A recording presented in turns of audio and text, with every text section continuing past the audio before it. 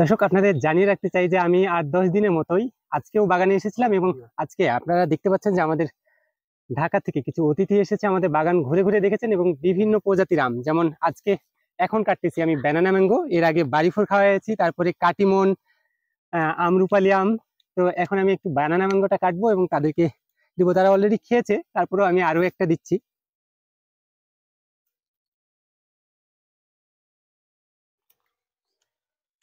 ও banana কালারটা mango সেই। অস্থির একটা কালার এবং বাইরে ভিতরে দোনো দিকে কালারই সুন্দর।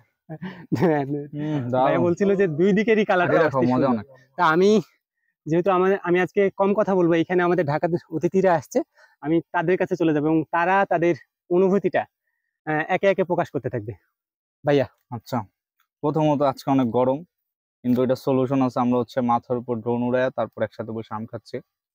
এই যে এখন একটু উপরে উঠানো শব্দের জন্য, কিন্তু আম বাগানে আগে আসছি, কিন্তু ওই যে আম বাগানে বসে কখন আম কেটে খাইনি। আজকে খাইতেছি, এটা বেশি মজার। আর ব্যাপার হচ্ছে মনের ভিতরে এক ধরনের সেফটি কাজ করে, যে আমগুলো অনেক ফ্রেশ, এই আমে কোনো কেমিক্যাল নেই, কিচ্ছু নেই, নিজেরা পারলাম, নিজেরা খাচ্ছি। আর এবারে ব্যাপার হচ্ছে আমের অনেক ভ্যারাইটি আছে, মানে একটা টাইপের আম না, মানে এক এক আম এক একবার এক খাইতেছি তো এক এক রকম টেস্ট ফিল হইতেছে। তো ওই যে ভ্যারিয়েশন, এটার একটা মানে আফটার টেস্টও একটা থাকতেছে নিজের ভিতরে, যে ও আচ্ছা এই আমটা এরকম মজা ছিল, মানে মেমোরিতে থেকে যায়, ওইটা আবার টেস্ট করতে ইচ্ছা করে। তো ওভারঅল অনুভূতিটা আসলে ব্যাপারটা মানে উপভোগ্য। আর হচ্ছে মানে জিনিসটা এরকম যে আম বাগানে বসে আম খাইতেছি, মানে জিনিসটাই এটার আসলে অনুভূতি আর কেমনে ব্যাখ্যা করবো, তাই না? অবশ্যই। নাও অর্পণ বলো। আসলে আমার সবচেয়ে প্রিয় ফলই হচ্ছে আম। আমি যখন শুনছি যে এখানে আম মানে খেতে পারবো, আমি সাথে সাথে রাজি হয়ে গেছি। আসার পরে আশা করি নাই যে এত প্রজাতির আম দেখবো এখানে। এই বানানা ম্যাঙ্গো যেটা আমি এর আগে ট্রাই করিনি, বাট এত মজা, এটা মানে আমি 3 নাম্বার বার খাচ্ছি। এটা এত মজা এই আমটা, মানে যে কটা আম ট্রাই করেছি সব কটা মজা, বাট এটা আমার কাছে বেশি মজা লেগেছে। হালকা একটু টক আবার মিষ্টি, খুবই মানে এক্সপিরিয়েন্স খুবই ভালো। খালি গরমটা বেশি, কিন্তু আম খাওয়ার পর এক্সপিরিয়েন্স আরো ভালো হয়ে গেছে, গরমও ভালো লাগতেছে। এইটাই লাভি কি বলবো বলো। না, অবশ্যই আমরা অনেক কষ্ট করে ঢাকা থেকে এসেছি। কষ্ট ঠিক হয়নি, বাট এখানে আসার পরে অনেক গরম। এবং নওগাঁর আমরা অনেকগুলো ব্লগ দেখেছি, বিশেষ করে যে এটা একটা আমের রাজধানী, নতুন আমের রাজধানী এবং বাণিজ্যিক আমের যে রাজধানী বলে। তো এখানে আসার পর সেই কথাটা সত্যটা অনেকটাই মিলছে। এবং আমরা ঘুরে ঘুরে দেখলাম, আম বাগানগুলো দেখলাম, এবং কত টাইপের ভ্যারাইটির যে আম হয়। আমরা শুধু টিভিতে দেখি যে এক টাইপের আমেরই দেখা যায়। যারা ইউজুয়ালি আম নিয়ে কাজ করেন তারা সেভাবে সবগুলো প্রমোট করতে পারে না বা ফুটে উঠতে পারে না। বাট আমরা সবসময় ঘুরে ফিরে কিন্তু এক টাইপেরই আম দেখতেছি। বাট এখানে আসার পর আমরা সেই ভ্যারাইটিটা পেলাম। আমরা এখানে ব্যানানা ম্যাঙ্গো, তারপরে বাড়ি সহ আরো যেসব নতুন নতুন আম আছে, এবং আমি যদি ভুল না করে থাকি সাপাহারে আরো অনেক প্রজাতির আম পাওয়া যায়। এবং সবগুলো আমরা আশা করছি যে কয়দিন এখানে আছি আমরা সেগুলো একটু একটু করে স্বাদ গ্রহণ করতে পারবো।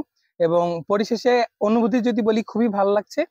এবং আহ বাগানগুলো অনেক চমৎকার। আপনারা যারা বিশেষ করে আমের সিজনকে ধরে যদি একটা ট্যুরিজম বা পর্যটন নগরীর কথা চিন্তা করে চলে আসতে পারেন এখানে, তাহলে খুবই ভালো হবে। যদি বেশি মানুষ আসেন তাহলে হয়তো প্রশাসনও সেই পরিমাণ একটা উদ্যোগ নিবে যে এখানে আসলে কিভাবে জায়গাগুলোকে আরো একটু ডেভেলপ করা যায়। হয়তো আবাসন আসবে আপনারা আসলে, কারণ এখনো তো ওইরকম ভাবে লোক আসে না।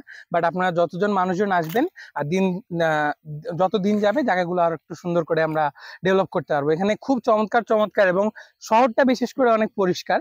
আমরা যতটুকু ঘুরেছি আমাদের এন্ডে খুব ভালো লেগেছে। এবং আম বাগানে যদি বিকালবেলা স্পেশালি আসেন তাহলে আপনাদের খুবই ভালো লাগবে। ধন্যবাদ। আমি এখন সবাই তো সবকিছু বলে দিছে, বাট আমার যেটা মেইন যে জিনিসটা আমি আমের ক্ষেত্রে লক্ষ্য করছি সেটা হইতেছে ঢাকায় কিন্তু এত মানে অথেন্টিক আম টাম পাওয়া যায় না। আমরা আমাদের বাসার মধ্যে যে আমগুলা খাই, আমাদের মা বাপ জীবন ভরে কমপ্লেন করে যে না ঠিক আছে, মানে আহ, আমাদের ফরমালিন দেয়, মেডিসিন দেয়, হ্যান দেয়, ত্যান দেয়। তো এই যে এত মেডিসিন, এত ঝামেলা, এত মানে অপরিপক্কতা, হ্যান ত্যান হাবিজাবি, এত ঝামেলার মাঝে যখন আমরা কথা বলি, তখন আমাদের অথেন্টিক যে আমের সোর্স, ওইটার আমাদের অনেক দরকার পড়ে যায়।